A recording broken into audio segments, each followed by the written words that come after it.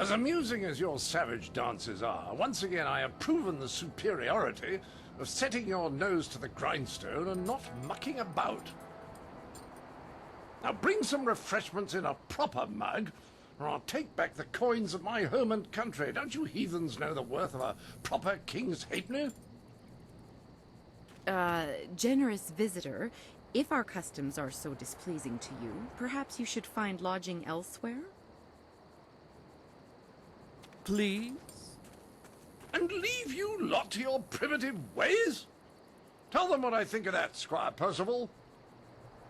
Sir Roderick Ponce von Fontelbottom, the magnificent bastard, will do no such thing. He means to educate you all. Good lad. Found him wading in the mud, planting weeds. You can't keep your crackers crisp doing that. Can't help you if you don't know the horror of a soggy biscuit. I've given him dignity, and unless one of you has the will to deny that I'm your better, I suggest you start learning. We'll have you in proper trousers by the morrow.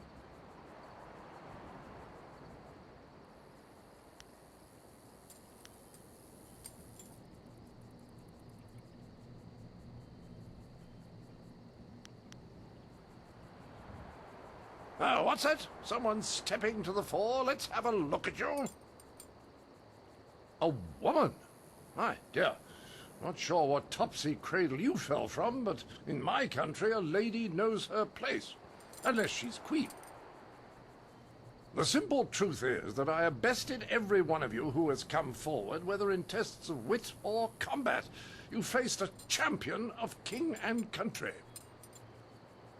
Now, I didn't ask to land here, but if a storm is going to cast my ship into the very heart of such a dark empire, I'll bring the light of knowledge wherever I can. You must hunger for guidance. You're like children. I mean, only a handful of you can even grow a decent moustache. What kind of place is this?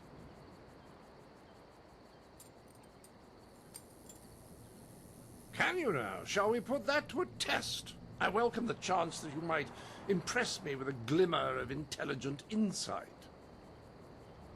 But I will acknowledge that I am likely to disagree just because I know you are, lacking. We will need educated men to judge the merits of our arguments.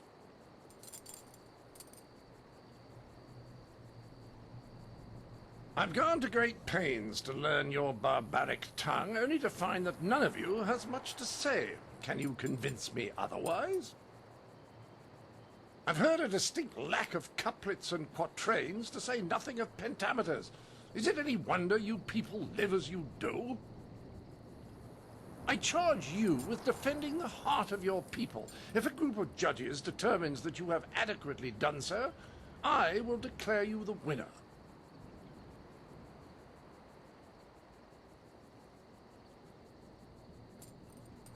Whoever you wish. These five, standing here. I'm sure there will be a balance of opinion. The test must be fair.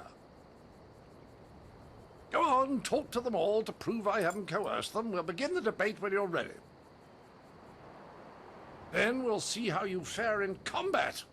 Doubt you'll do very well. Like the rest, you're all just too damn skinny.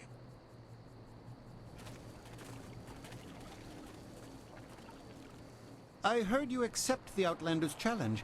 I'm grateful you have seen fit to defend us all. I would be honored to sit in judgment of the debate. Several of my fellow scholars have also volunteered. To do otherwise would only help the Outlander win in the long run. If he wants a true debate, we will allow it to progress fairly. Of course, I doubt his arguments will have the weight that he expects, not here in the heart of the Jade Empire.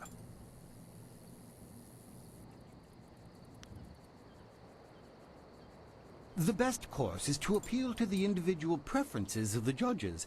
We are theoretical thinkers, really. It is not so much the subject, but the tactic that triggers reaction. Each judge will respond only to argument styles they favor.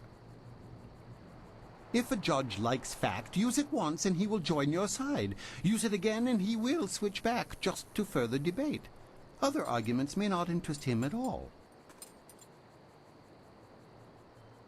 I am ill-equipped to see my own faults, but I, like my fellow scholars, am adept at exploiting the weaknesses of others.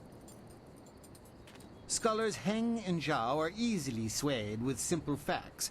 Cite such details and they are certain to change their opinion either for or against. I wish you luck. I look forward to your defense of the Empire.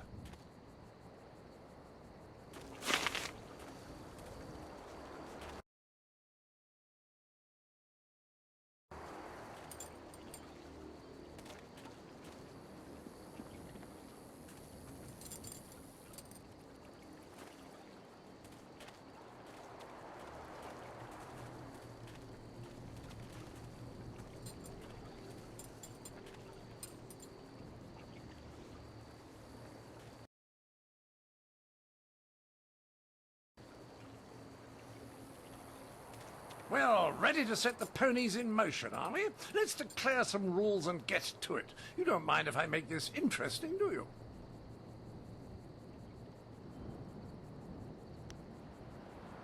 I just want to make sure that this is more entertaining than simply blathering about whose walls are higher or whose philosophers really know what's what. It will be a simple matter. 5 judges, 6 topics. I'll pose my argument about why your foolish land stumbles like a child, and you try to answer. The judges will raise their arms to indicate whom they favor. Arms up for you, arms down for me. After 6 topics, if you have a majority, you are the winner. By the Queen's corset, if you get them all on your side at any time, I'll declare the match over. Now, shall we proceed?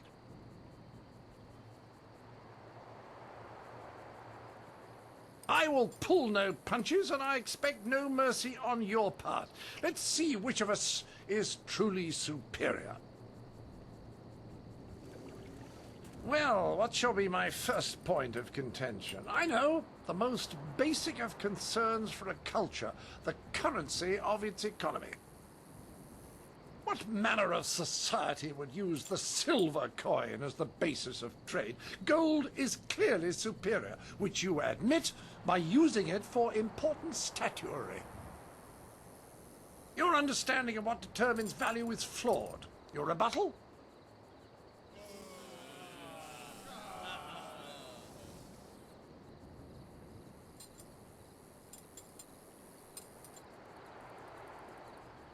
Well, a majority on your side, but the debate is not over yet. I call attention to the arrogance of your empire. You simply assume that all lands outside your borders are the domain of barbarians and monsters. How can you truly know they are uncivilized until you've proven it by conquest? Crush them beneath your heel. You sit here thinking while far-off lands yearn for direction, not unlike what I am attempting with you.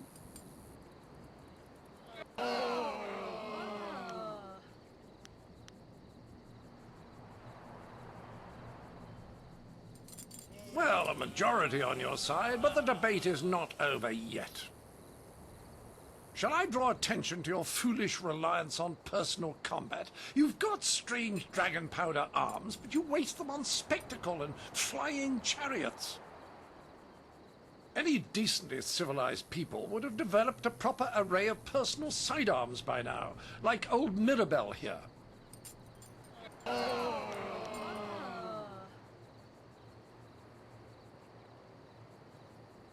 What? My monocle must be fond. I can't see anyone in my favor. It appears they've reached a consensus against you, Sir Roderick. Clearly these people are incapable of fairly comparing one of their own to an outsider. This is a farce.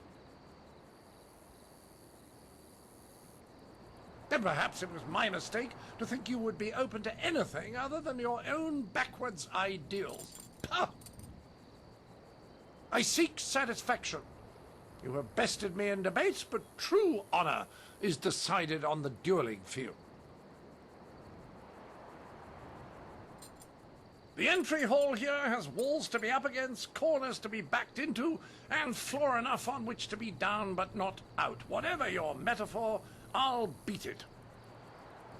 Return to me when you are ready, and we will walk there together, just to ensure that no one gets lost or suffers an accident that would prevent a fair fight.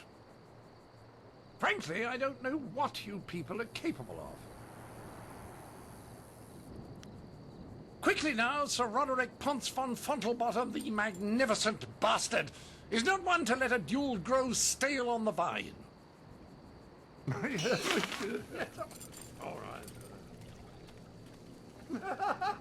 Yes. You are the first person in this scholar's garden that has made any sense to me.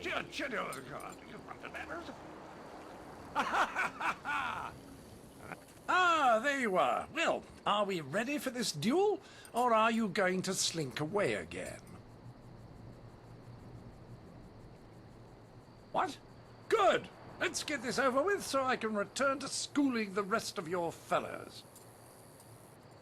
I envy you.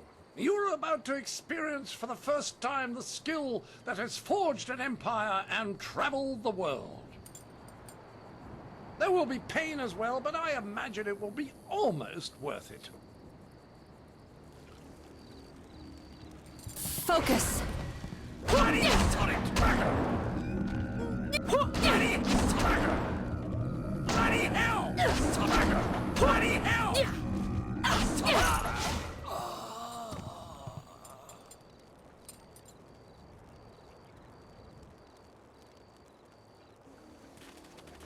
That was a fine display of skill.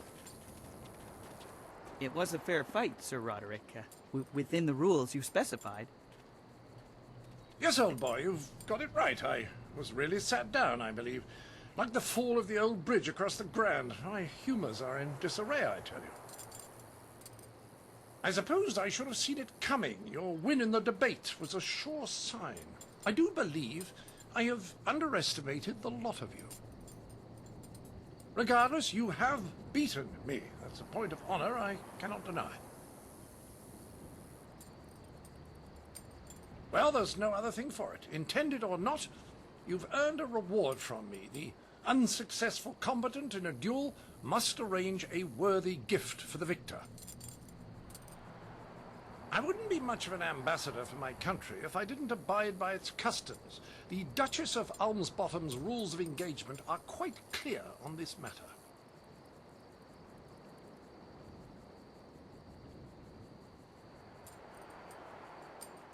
Mirabelle is yours. Treat her well. She's a finicky lady. Right, Basil, off my travelling trousers. We will darken this garden no more.